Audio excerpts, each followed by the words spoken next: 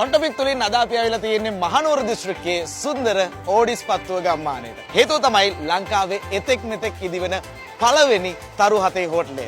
අවියානා private ෂැලේස් මෙහි ඉදිවෙමින් පවතිනවා. ලංකාවේ කොහොමද තරු හතේ හෝටලයක් හැදෙන්නේ?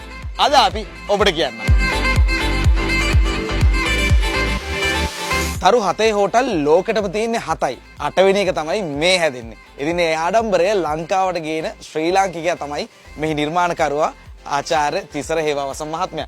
මොකද්ද මේ ඇත්තටම තරු හතේ හෝටලේ? තරු 7කට යන්න වියදම් කරන අය ලංකාවට ගෙන්නන්න අපි සූදානම් වෙනවා. අතන 2019 තමයි අපි මේකේ මූලික වැඩ කටයුතු ආරම්භ කරන්නේ. අවසනාවකට මම හිතන්නේ අපිට කොවිඩ් ප්‍රසංගතය සහ ආර්ථික අර්බුද සෑහෙන රාශියකට මුහුණ දෙන්න සිද්ධ වුණා. බැලුවම හරිම ලස්සන වටපිටාවක් සුන්දර පරිසරයක් තියෙන්නේ. කොහොමද තන තෝරගත්තේ? සංකල්පයත් එක්ක සෑහෙන මම හිතන ඉඩම් ප්‍රමාණයක් අපි ගිහිල්ලා බැලුවා. මේ වගේ තැනකට අපි එනකොට පාරක් මුකුත් තිබුණේ නැහැ. අපිට හිතුණා මම හිතන්නේ අපිට නියම තැන හම්බුණා කියලා. දැකුම්කලු පරිසරයේ භුක්ති විඳින්න අපි අර view points නැත්නම් කීපයක් නිර්මාණය කරලා තියෙනවා. ඒවත් මේ ස්ථානයේ දැක බලා ගන්න පුළුවන්කම තියෙනවා.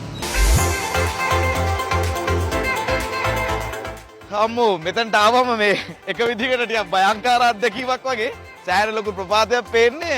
දියෑලි අර මේ ලස්සන කදුවලින් වටවෙච්ච වටපිටාවක් සම්පූර්ණයෙන්ම ගලක් උඩ තමයි මේ කැල්ල හැදිලා තියෙන්නේ නේ. ඔව්. උඩ පැත්තෙන් පේන්නේ රෙස්ටොරන්ට් එක භෝජනාගාරය. විශේෂත්වය තමයි මේ ප්‍රපාතයට එළියට කොටසක් අපි නිර්මාණය කරමින් පවතිනවා. ඒක ටිකක් ප්‍රපාතේ බල බල කන්න පුළුවන් විදිහට හැදෙන්නේ. ඔව් අර බොටම් බ්‍රේක් ග්ලාස් දැම්ම අපිට අඩි 1600ක් විතර ප්‍රපාතය සහ මේ දියඇලි ආශ්‍රිත ගංගාව කදුවැටි සියල්ල පේනවා. එතන කාලගුණික තත්ත්වය ගත්තත් නිතරම වෙනස් වෙනවා වගේ ගතියක් මට තේරෙනවා. වහින්න වගේ තිබ්බ දැන් අවුව පායලා. එක පැත්තකින් නුවර තෙත් කලාපයත් හසලක පැත්තට වෙන වියලි කලාපයත් දෙක අතරමැද තියෙන කලාපය. හොඳ ඉරවිලි වැටෙනවා. සහ වෙලාවකට මීදුම සහ වෙලාවකට වර්ෂාව මේ සියල්ල මිශ්‍ර වෙච්ච පරිසරයක් තියෙනවා. කොච්චර විතර මේ ෂැලේට්ස් නිර්මාණය වෙනවද? අපි ෂැලේස් 60ක් තමයි නිර්මාණය කරමින් පවතින්නේ. සෙවන් ස්ටාර් කන්සෙප්ට් එකට අනුව මෙතන රෙස්ටොරන්ට්, හොස්පිටල් එකක්, එල්ඩර් කෙයා එකක්, චයිල්ඩ් කෙයා එකක්, පෙට් කෙයා එකක්, හොටල් එකට අවශ්‍ය කරන සියලුම පහසුකම් අපි සපයලා තියෙනවා. ඊට අමතරව රෝසමල් මේ ප්‍රදේශීය රාමික ගස් කොළන් හරිත කලාපයක් නිර්මාණය කරමින් පවතිනවා. මේ ව්‍යාපෘතියේ 70ක් කොන වැඩ අවසන් වෙමින් පවතින්නේ. අපිට පුළුවන් ද ෂැලේ එකක් කොහොමද හැදිලා තියෙන්නේ කියලා බලන්න? අපිට පුළුවන් බලන්න. හරියට එහෙනම් බලමු.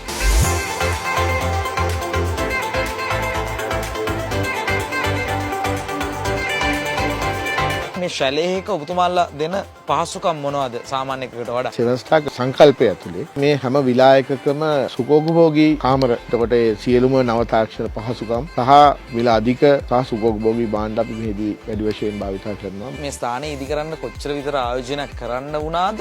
ඔබතුමා තනියමද කරේ? අපි කොවිඩ් වලට පෙර මේ ව්‍යාපෘතිය අතරම රුපියල් බිලියන 5ක පමණ ප්‍රමාණයකින් ඉදි කරන්න බලාපොරොත්තු වුණාට මේ මිල ඉහළ යාම නිසා අපිට සිද්ධ වුණා මිලියන 11ක් දක්වා ආයෝජන ඉහළට ගෙනියන්න. මේ වෙනකොට ආයෝජකයන් 350ක් විතර මේකට සම්බන්ධ වෙලා තියෙනවා. ශ්‍රී ලාංකික ආයෝජන. අපි මේක ලංකාවට පමණයි දුන්නේ. තව ඉතාමත් සුළු ආයෝජන ප්‍රමාණයක් මේ හිතුව තිබුණා කරන්නට.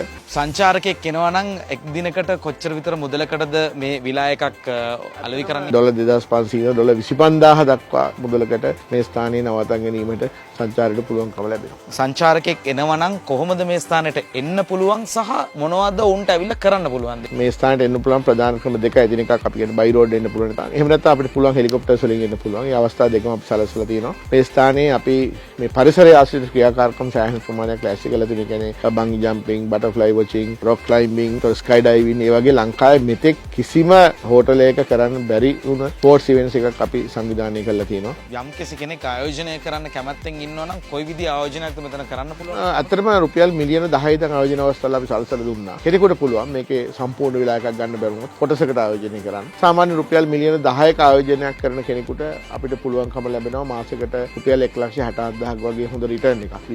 20ක වගේ රිටර්න් එකක් අපිට ගෙවන්න වාර්ෂිකව මිලියන 2ක වගේ ප්‍රමාණයක්. එතනම අපිට මේ ලස්සන පරිසරයක් තියාගෙන අපිට මේ සංචාරක කර්මාන්ත දියුණු කරොත් ඉතාමත්ම හොඳ අනාගතයක් ශ්‍රී ලාංකිකයන්ට උදව් කරගන්න පුළුවන් කියලා. රටටම ආඩම්බරයක් ගෙනෙන සුවිශාල ව්‍යාපෘතියක් වීම නිසාවෙන් තමයි අද දවසේදී අපි මේ පිළිබඳව හොන්ටොපික් තුලින් තොරතුරු ගෙනාවේ. සමුගන්නවා මේ ලංකාවේ පළවෙනි තරු හතේ හෝටලේ අවියානාහි සිට.